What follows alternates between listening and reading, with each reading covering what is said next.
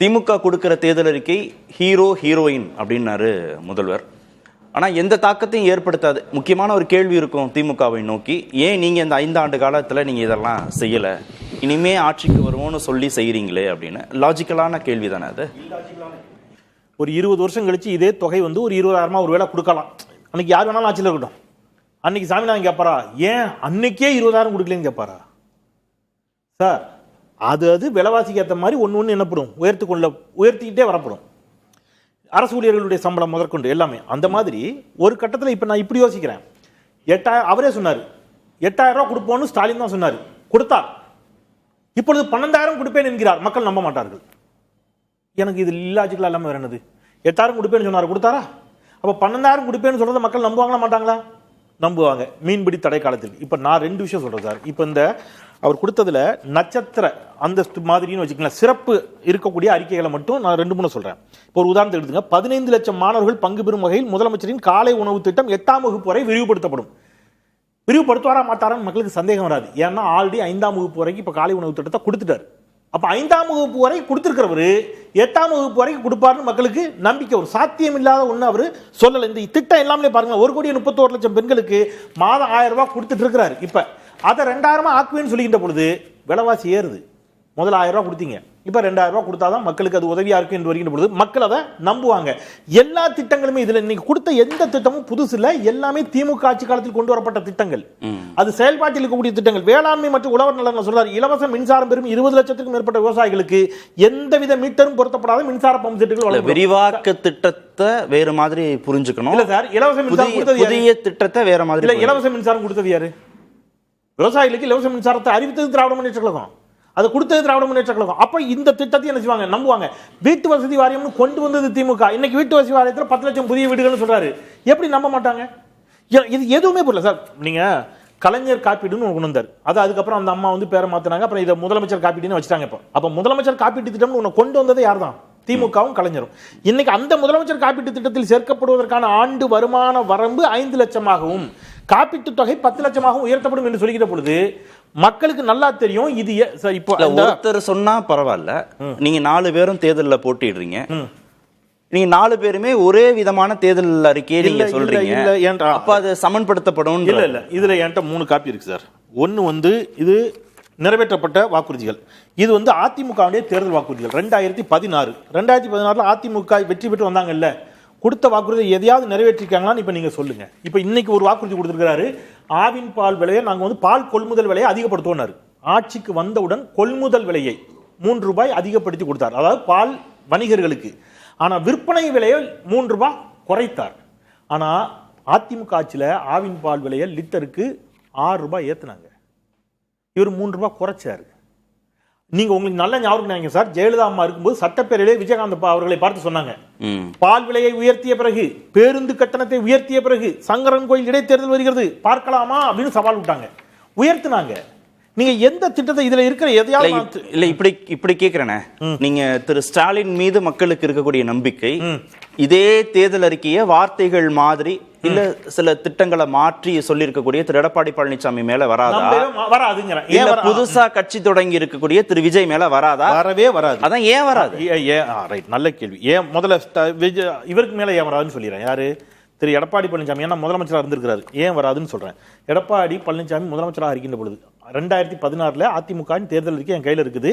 இதை வந்து அந்த அம்மா ஒரு வருஷத்துல இதாயிட்டு தவறிட்டாங்க. அடுத்தது நீ 4 வருஷம் யார் தான் ஆட்சியில் இருந்தா? எடப்பாடி பழனிசாமி தான் இருந்தார். இந்த தேர்தல் அறிக்கையில ஒன்றை கூட அவர்கள் என்ன செய்யவில்லை, நிறைவேற்றவில்லை. ஒரு உதாரணத்துக்கு சொல்றேன், பழைய ஓய்வூதிய திட்டத்தை அமல்படுத்துவதற்கு ஒரு குழு அமைக்கப்பட்டு அதற்கு பேச்சுவார்த்தை நடத்தப்படும் இதில் சொல்லப்பட்டிருக்கு. அமைக்கல.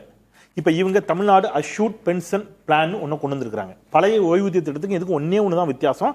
அவரிடமிருந்து ஒரு சிறிய தொகை பிடித்தம் செய்யப்படுகிறது. மற்ற எல்லாமே பழைய ஓய்வூதிய திட்டத்தில் கூடிய அத்தனை அம்சங்களும் அதில் இடம்பெற்றிருக்கின்றன.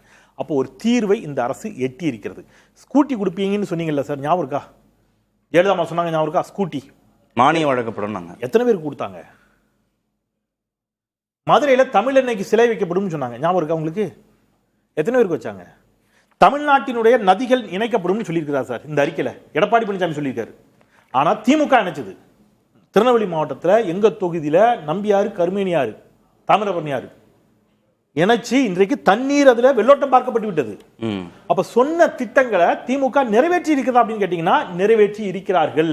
அப்படிங்கறதுனால மக்களுக்கு நம்பிக்கை வரும். நீங்க திரு எடப்பாடி பழனிசாமியை ரூல் அவுட் பண்ணிட்டீங்க. சரி, புதுசா வந்திருக்கிறார் ஒருத்தர் திரு விஜய், அவரும் இதே தானே சொல்றாரு. நீங்க 2000 ரூபானா 2500ங்கிறாரு, 1 பவுன் தங்கங்கிறாரு.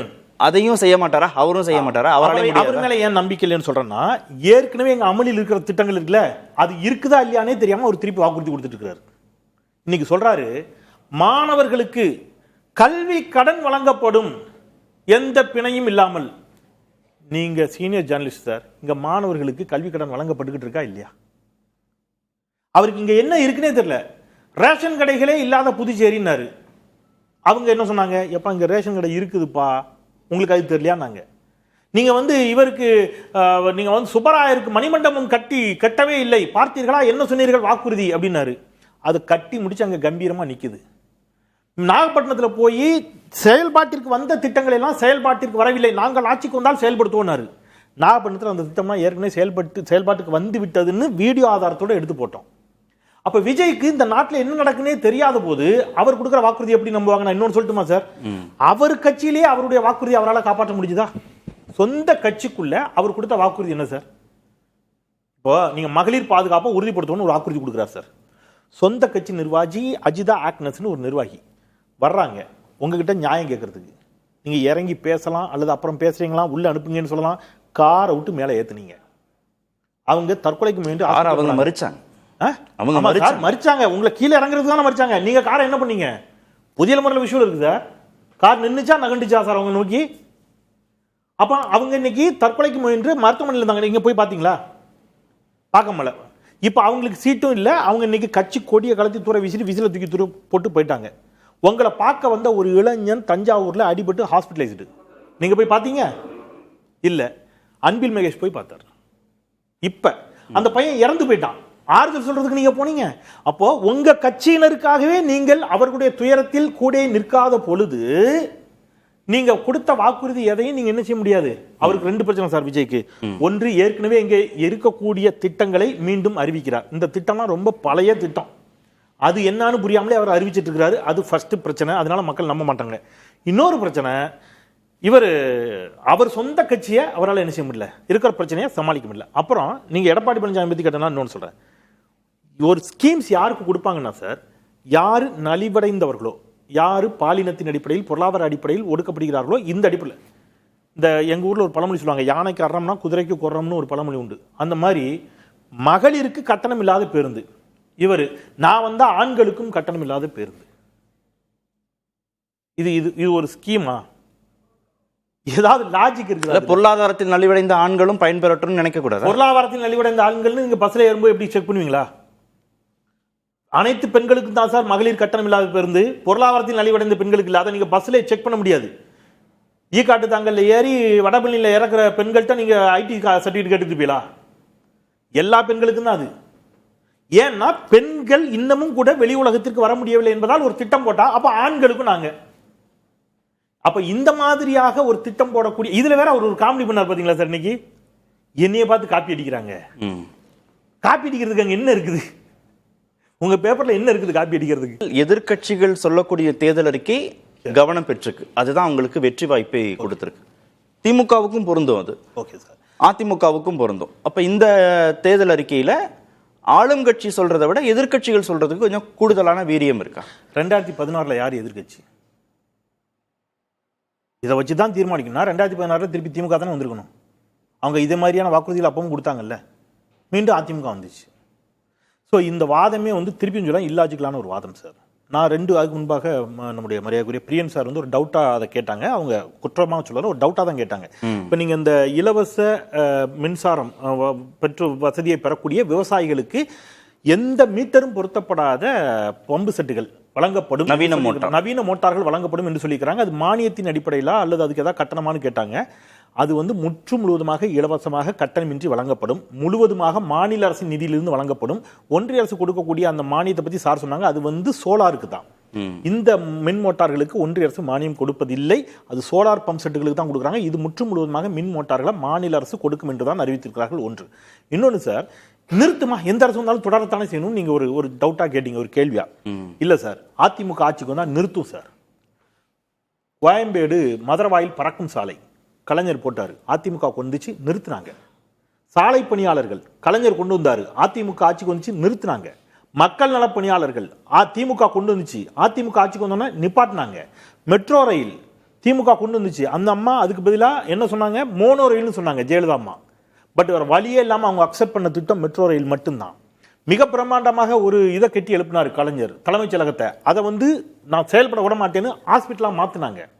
நீங்க திமுக கொண்டு வந்த எந்த திட்டத்தையும் அதிமுக தொடர்ந்ததில்லை. மாறாக அதிமுக ஆட்சியில் போடப்பட்ட திட்டங்கள் நல்ல திட்டங்களாக இருந்தால் திமுக தொடர்கிறது. அம்மா உணவகம் இன்னமும் தொடர்கிறது. லேப்டாப் அதிமுக ஆட்சியில் கொடுத்த திட்டம் தான், பட் திமுக தொடர்கிறது. ஆனா அதிமுக அப்படி கிடையாது. திமுக ஆட்சியில் கொண்டு வந்த திட்டம் என்பதற்காகவே அது முடக்கப்படும் அபாயமும் இங்க இருக்குது. ஆனா மகளிர் உரிமை தொகை மாதிரியான திட்டங்களை யார் வந்தாலும் நிறுத்த முடியாது. என்ன சார் காலை உணவு திட்டத்தை யார் வந்தாலும்? அதுக்கு நான் என்ன டவுட் சொல்றேன் சார். ஒரு தனியார் தொலைக்காட்சிக்கு மரியாதைக்குரிய எதிர்க்கட்சி தலைவர் எடப்பாடி கே பழனிசாமி அவர்கள் பேட்டி அளிக்கிறார். என்ன சொல்றாரு, 1000 ரூபாய் எப்படிங்க கொடுக்க முடியும்னு கேட்டார்ல சார், நீங்களும் பாத்தீங்க. 1000 ரூபாய் கொடுக்க முடியாதுன்னு சொன்னாரு. சொன்னவர் இப்ப என்ன சொல்றாரு, நாங்க வந்தா என்ன செய்யறோங்கிறாரு. அப்ப எப்படி கொடுப்பீங்கன்னு கேட்டா நான் வரியை உயர்த்தி கொடுப்பேங்கிறாரு. நிதி ஆதாரத்தை பெருக்கி வரியை உயர்த்தி, அந்த வார்த்தை எக்ஸாக்டா இருக்கு சார். வரியை உயர்த்தின்னு சொல்லியிருக்கிறாரு. நிதி ஆதாரத்தை பெருக்கிங்கிறது இப்ப அவர் அன்னைக்கு நான் சொல்றது எக்ஸாக்டா ஒரு 2 வீக்ஸ் 3 வீக்ஸ் பிஃபோர் கொடுத்த பேட்டியில எக்ஸாக்டா அந்த வார்த்தை சொல்றாரு, வரியை உயர்த்தின்னு சொல்றாரு. வரியை உயர்த்த மாட்டாங்க நீங்க நம்பாதீங்க.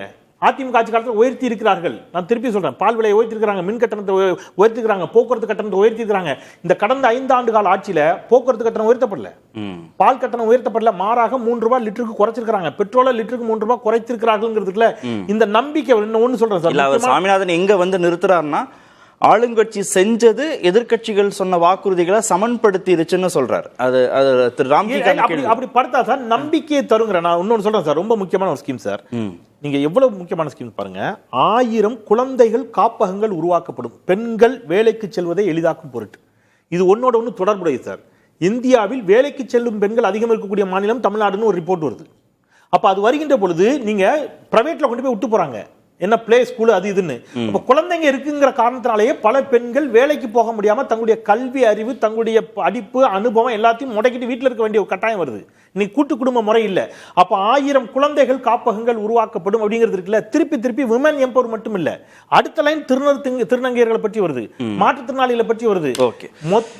லாஸ்ட் லைன் சார், நீங்க ஒன்னு சொன்னாங்க புதுசா எதுவும் இல்லைன்னு. புதுசானா திருப்பி முதலேருந்து ஆரம்பிக்கணுமா? போக்குவரத்து கழகத்தை உண்டாக்குவோம். முதல்ல இருந்து ஆரம்பிச்சாங்க. 0வா இருக்கும்போது போக்குவரத்து கழகம், இலவச மின்சாரம், ரோடு, ரேஷன் கடை, அரிசி. எம்பவர் பண்ணி டிவி, லேப்டாப் வரைக்கும் வந்தாச்சு. அப்போ அதுல அடுத்தது என்ன அதை எல்லோருக்குமாக மாற்ற முடியுங்கிறத தான் திங்க் பண்ண முடியுமே தவிர புதுசானா திருப்பி என்ன சொல்ல போறாங்க, ரோடு பண்ணுன்னு சொல்லுவாங்களா?